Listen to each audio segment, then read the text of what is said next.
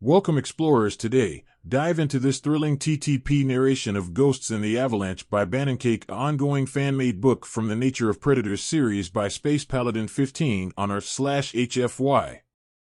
Memory transcription subject, Vickery, the honey badger. Date, standardized human time May 19, 2137. Chapter 10, Search and Rescue.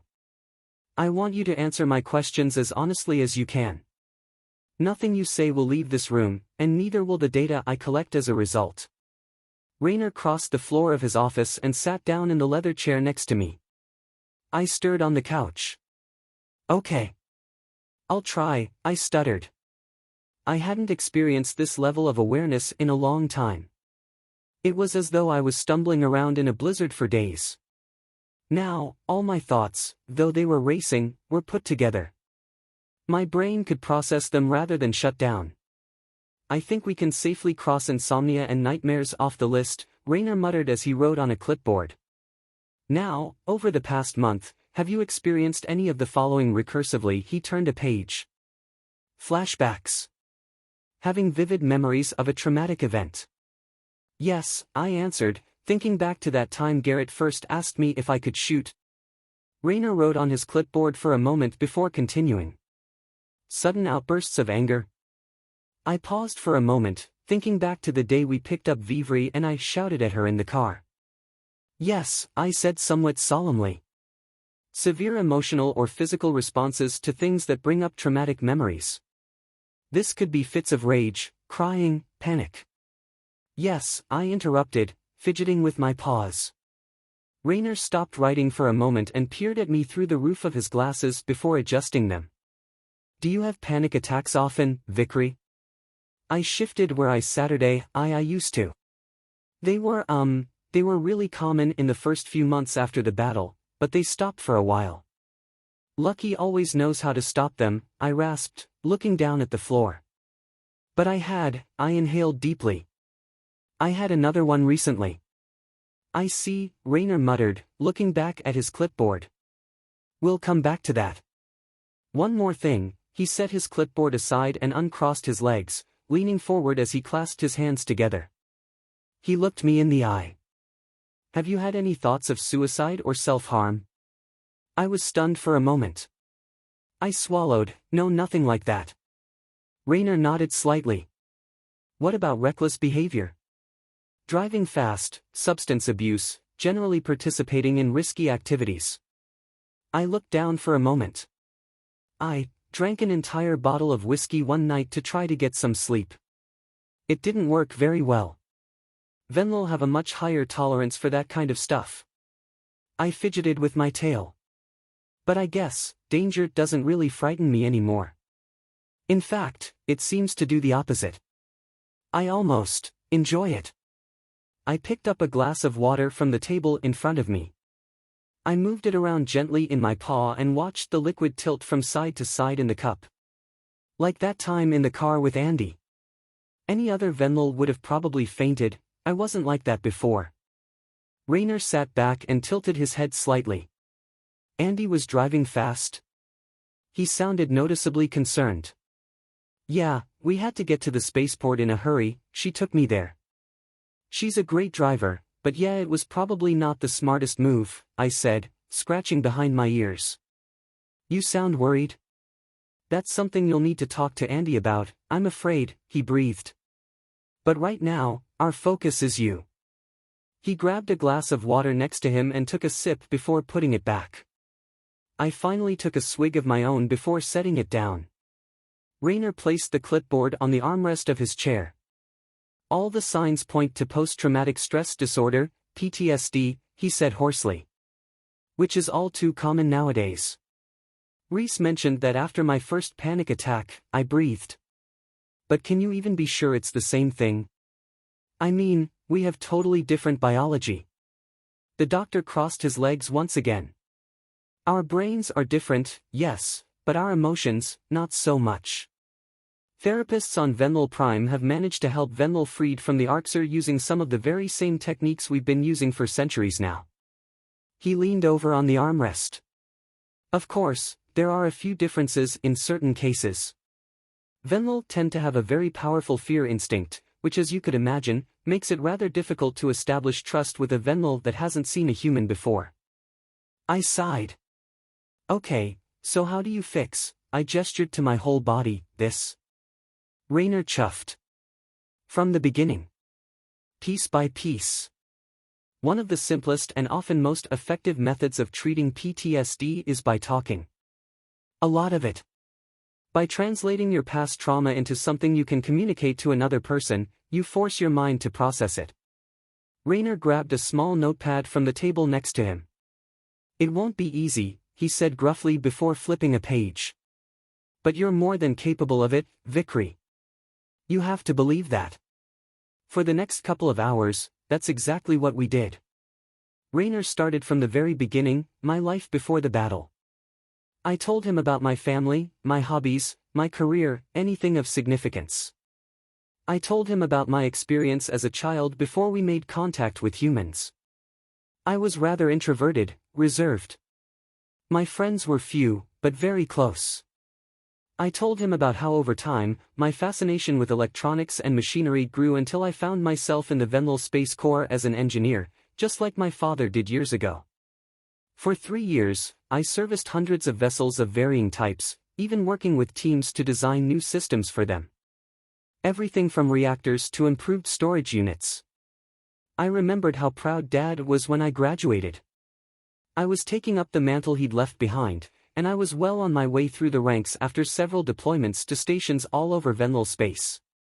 The closest I ever came to combat was when I was sent on a rescue mission for a ship in distress. We arrived to find the ship intact, but the entire crew missing, swept away by an Arxer ambush. That event stuck in my mind for a long time.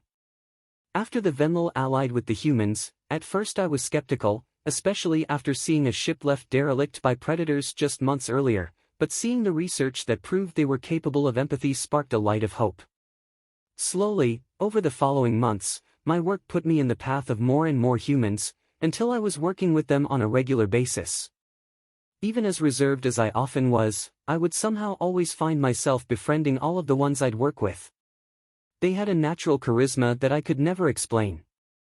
Even though their visage sparked a primal flame in my mind to run away, my higher thinking couldn't get enough of them. It was the beginning of a dream, I breathed. A dream that, I'd never hear the horror stories again. Never see a Venlil ship drifting through space empty. Never have to think about what happened to that crew ever again. I just couldn't let go of the idea that this perpetual war between predator and prey could end. That we could finally have peace. Raynor nodded slowly. And that's why you volunteered. My ears flicked as I nodded. I knew that most of the Federation wouldn't be on board with the whole thing. It was, by sheer luck, that we were. But when I found out what they were plotting, I shook my head. It crushed me. It felt like that dream was slipping out of my claws. Like we were going back to predator against prey. The same way it had been for so long. I inhaled deeply. I knew that I'd most likely die if I went. And I wrestled with that for a long time. Many times, my father tried to talk me down. He said it wasn't my fight. He kept telling me to think about my family, my home, but all I could think about was billions of humans dying for no reason. I couldn't just leave them to die. I couldn't abandon that dream, not even for the ones I loved most, I said shakily. I took a deep breath. And so I volunteered. And they started training me for damage control on UNS Cardinal. The couch was becoming increasingly uncomfortable. I found myself constantly shifting, fidgeting, and scratching at my fur. Raynor finished writing down some notes. And then the battle, I presume. Yeah, I croaked. I swallowed before shuffling again and grabbing the water in front of me. I noticed the water rippling in the glass as my grip became shaky. I took a deep breath and took a sip before placing it back down. I haven't really talked about it, ever. Like I said, it's not an easy thing. Raynor set his notepad in his lap. Take your time, he breathed. I don't really even know where to start, I strained. most of it just seemed like a blur. "There's no rush," Raynor assured me. "Why don't we start with your first clear memory for now?" For the next few minutes, I chronicled the day I waded into the depths of a nightmare for the sake of a dream. Raynor would often interject with questions, asking me for a large amount of detail. Some of it didn't even seem relevant. The entire time, I stared down at the glass of water in front of me. My eyes never left it, not even to look at Raynor. I found myself in this odd sense of numbness, though my heart and mind raced faster with every sentence. It was as though the glassy surface of the water was a window through time as I relived that day in excruciating detail in my memory. Then the missiles hit for the first time. I breathed.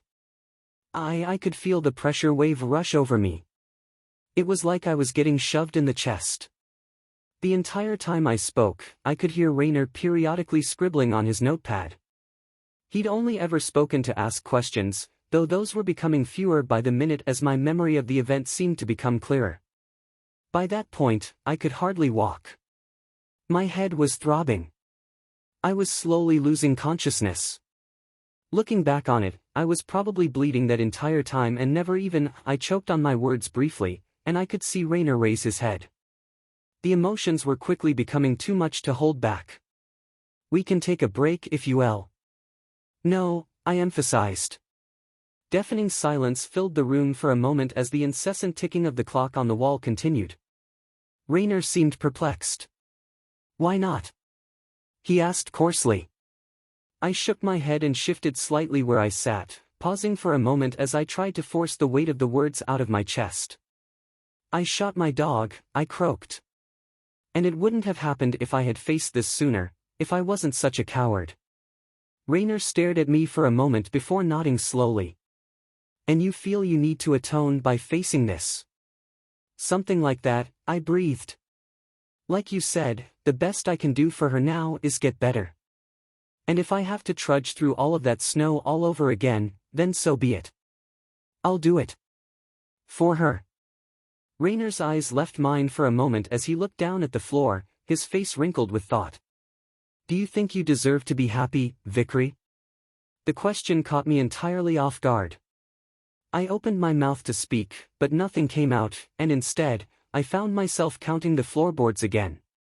"I don't know," I said softly. I pondered for a long while in silence.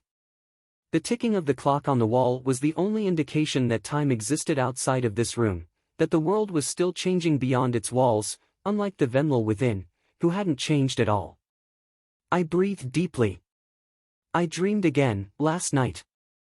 Out of the corner of my eye, I could see Raynor cross his legs, ready to listen. I leaned back on the couch. When it started, I woke up lying in the snow, nearly frozen to the bone. I could feel all of it. It felt like I'd died in that forest and somehow got back up. I inhaled. It felt like I was walking for an eternity in a never-ending forest, and I saw the creature with white eyes again. I stared at the ceiling as the events of the dream replayed vividly in my imagination. I stood my ground that time. I didn't run. And I finally saw who it was, and it was me. The one who had been tormenting me for so long was just a sad, wounded, angry mirror of myself. A few seconds of silence followed as I continued staring at the ceiling. Raynor was still in the same posture, rubbing his chin thoughtfully as his eyes remained glued to me.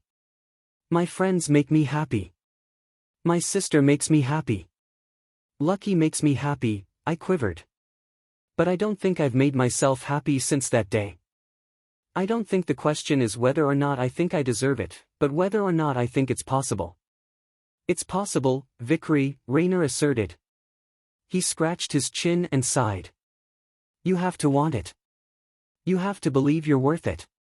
The doctor seemed to have a realization for a short moment before he scribbled something onto the notepad. "Doing it for those you love is all well and good, but this is ultimately about you, your happiness." He set the notepad back on his lap and adjusted his glasses as he looked back up at me. "But if you're really all right with continuing, then I'm all ears." I pondered what he said for a moment before looking back at the glass of water. I could hear the rattling of the hull. I could feel the heat washing over my face. My jaw moved, but it took a second that lasted an eternity before any words came out. After the missiles hit, Isaac and I ran toward where the damage was in the rear. The air was unbearably hot, it was like we were in a giant oven. In a sense, we literally were.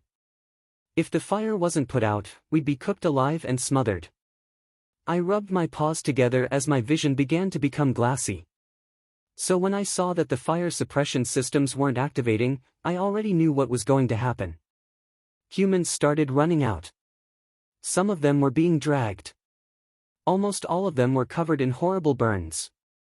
Some of them still had chunks of metal sticking out of their skin. I shook my head as my jaw trembled. I thought I saw some of them still burning further down the corridor, but I couldn't bear to look. I already knew they were gone. I inhaled deeply. The ticking clock seemed to be getting louder. Isaac either didn't know that or didn't care. He ran in there and went straight for an extinguisher, probably to put out the burning humans. I tried to stop him but the door closed. I panicked and started hitting buttons on the panel, even though I knew it wouldn't do anything. And then, the whole section was vented to put out the fires. Everyone inside died, I croaked. By now it was becoming hard to see. My heart rate was climbing, and the ticking of the clock was only getting louder. And I choked. I remember just standing there, in front of the door. And everything was so loud, I strained. The ship was a giant bell that I was stuck inside of. I could hear, I inhaled. Every explosion, every hit on the hull, every footstep in the corridors above and below me, and I could hear, screaming. I paused for a moment, dragging in a ragged breath. But it all felt so quiet at the time. I just didn't know what to do. I was completely frozen. By now, tears were steaming down the sides of my face and falling onto the hardwood floor. It became increasingly difficult to speak with every sentence I managed to utter. And then the warning for another missile strike played over the intercom. I remember thinking that maybe my father was right. That I was about to die alongside the humans and leave my family behind with nothing to show for it. My lip quivered as I stared down at the reflection of my face in the water. But then Tenga picked me up, I croaked. I could see Rayner's eyes creasing slightly as he listened intently. If it weren't for him, I'd be dead 3 times over by now. I inhaled sharply as I started rubbing the tears out of my eyes. Rayner nodded before leaning forward and pushing a box of tissues on the table toward me. I've heard the name, he uttered hoarsely. He set the notepad on the armrest next to him while I dried my eyes with the tissues. You're doing great, Vikri. That was a monumental first step, even if it might not feel like it. He adjusted his glasses and looked up at the clock on the wall.